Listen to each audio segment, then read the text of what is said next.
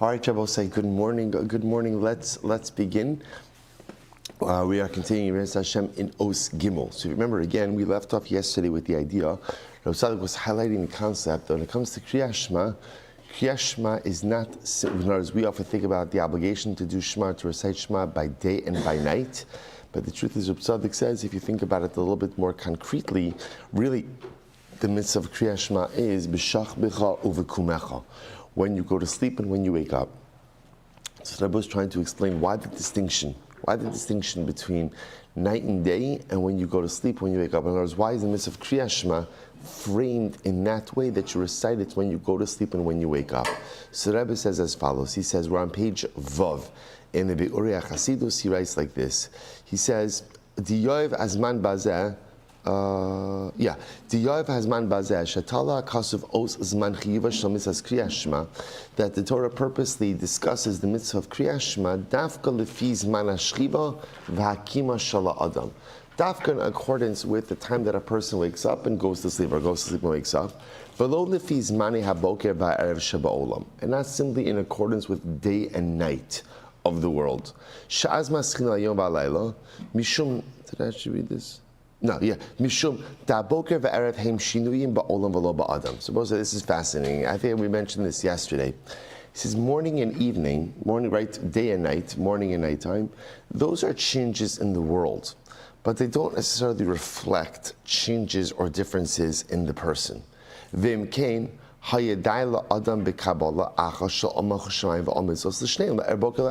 other words, that I could have made the argument that the obligation that I have of Shema is that once a day I have an obligation to accept upon myself the Ribono Shel Olam. Remember again that we saw yesterday. Shema Yisrael Hashem Elokeinu Hashem Echad is my acceptance of God as a presence of my life, of a driving force in my life. And then V'haya'im Shamoa is the acceptance of mitzvos. Why can't you just do that once a day?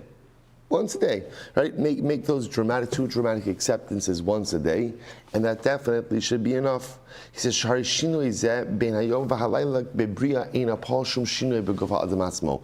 And there really should be no need to do it by day or by night, because the truth is, there's no difference in me by day and by night. In other words, I'm the same person in the morning and in the evening. In other words, okay, I'm more tired, I'm more awake, right? But in other words, just both physiologically, emotionally, cognitively, theologically, I'm the same person.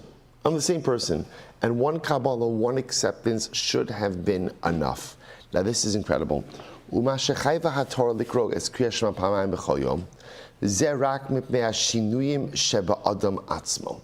This is incredible.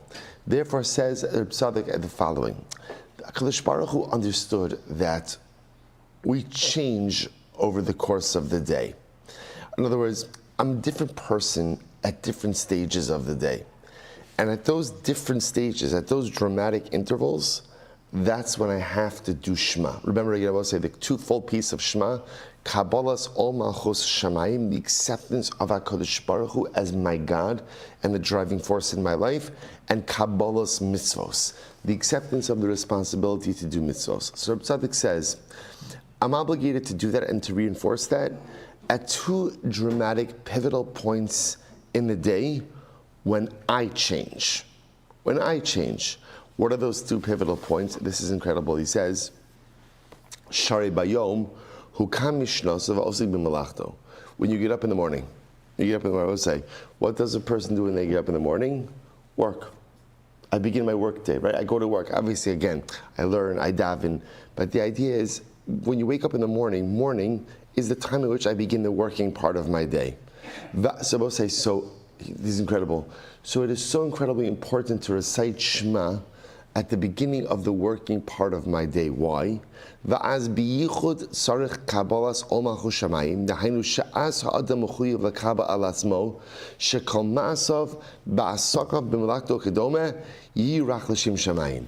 See, I will say, what HaTzaddik is highlighting over here is something really incredible. It is very easy to go through life with this, dichotomy.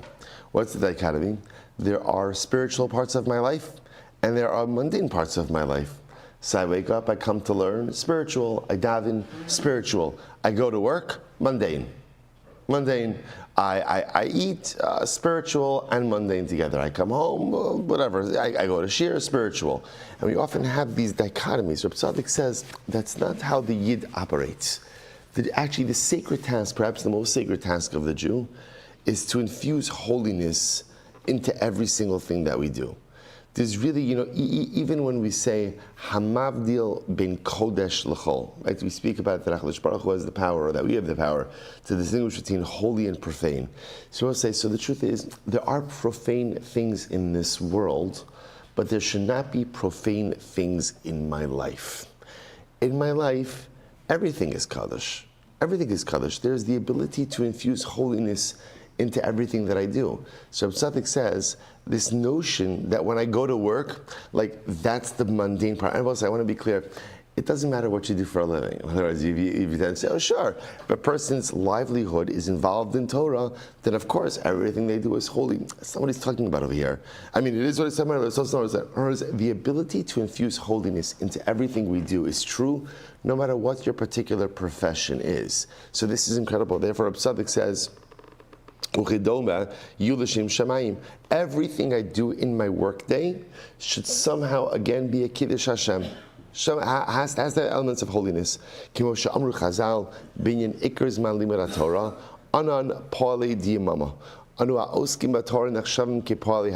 talking about over here, even those who learn Torah during the day are considered to be day laborers. So this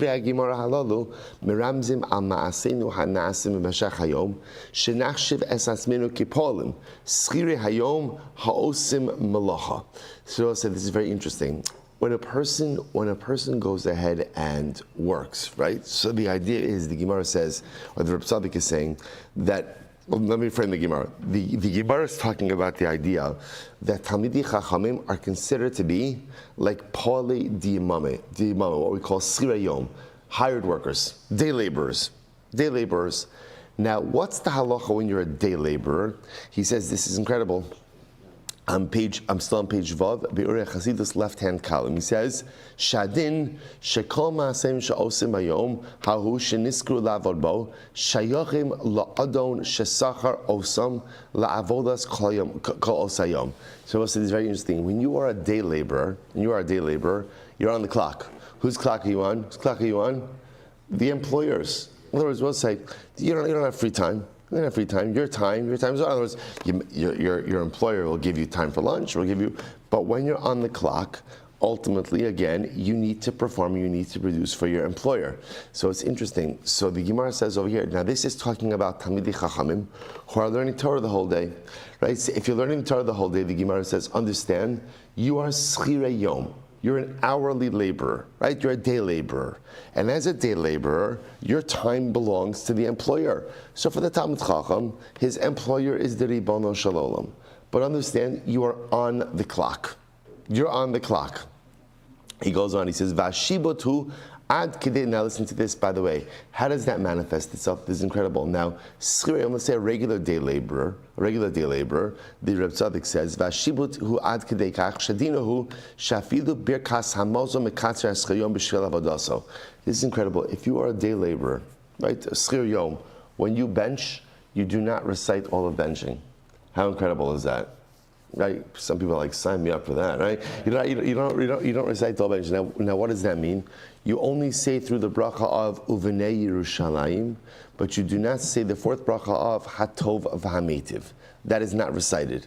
So isn't that absolutely incredible? Why? What's the logic behind that?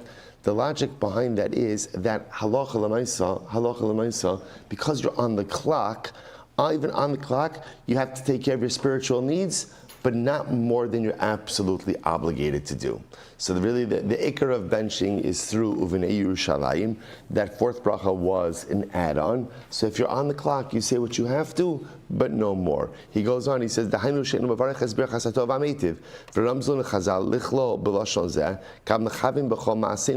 so we'll say, so let's stop here for just a moment. So now, this illustration over here is by a Talmid Chacham.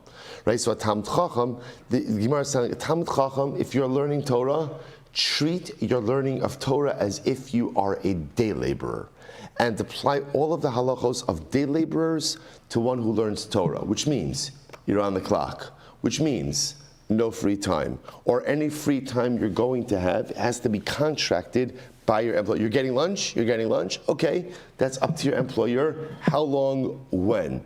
Treat your time wisely. And even in spiritual matters, understand that you don't have the license to do whatever it is that you want, but rather, again, what you do has to really conform to the nature of your employment. So HaTzaddik then globalizes this. And this is not just true for people who learn Torah all day, it's true for the rest of us also. That when we approach our lives, we are schirim, we are day laborers.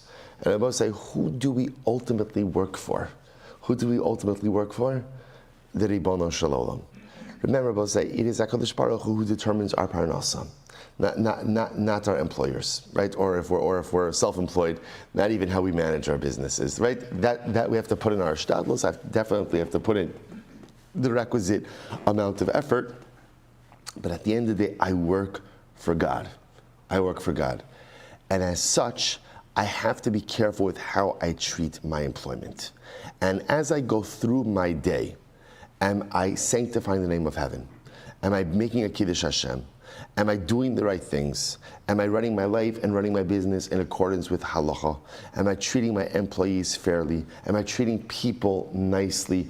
All these different things. And I will say, by the way, it's even more than that.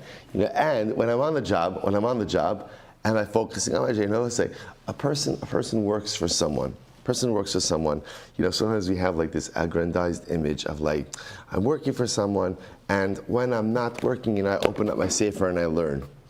Who says you could do that?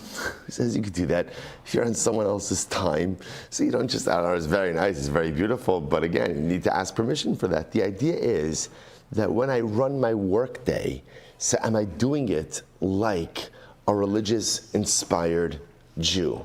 Am I running my business, or am I running my life in accordance with halacha and doing the right things? So Rabbi says it's so beautiful. Rabbi HaTzaddik says, this is why we say Shema bikumecha when you wake up. Because when you wake up, what's the first thing you're going to do? I'm going to work. In other words, the first major thing in my day is that, okay, of course I'm going to learn, I'm going to daven, but really the essence of the morning is I'm going to work. What's the first thing a Jew does before he goes to work? Shema. I accept HaKadosh Baruch Hu as my God, recognizing that He is directing everything that is going to happen over the course of my workday. He is the determinant of the success of my parnasa. And number two, Kabbalas ol mitzvos. I accept upon myself mitzvos. That at the end of the day, I'm bound by a code of mitzvos. Whether I'm in the Beis Medrash or whether I'm in the boardroom, right? Whether I'm in my personal life or whether I'm in my professional life, I am bound by those same Taryag mitzvos, by those same 613 mitzvos. That's why I begin the day with Shema, and that's why Rabbi HaTzaddik says Shema. The obligation is not framed as saying it. You say Shema by day. It's not what it says. It says bikumecha. You say Shema when you get up in the morning, because the daytime experience of Shema is supposed to be linked to my work day. Absolutely incredible. He ends off, so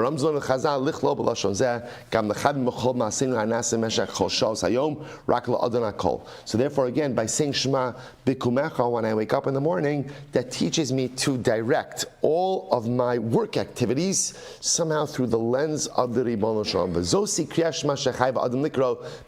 Rabbi, so stop over here for today. So now again, remember, Rabbi HaTzaddik is trying to explain to us why is it that Shema is not framed as a day-night obligation, but instead is framed as a waking up, going to sleep obligation.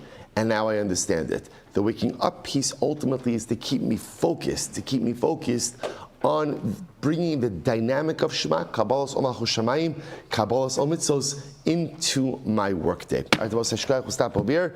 To be continued tomorrow, Mirz Hashem.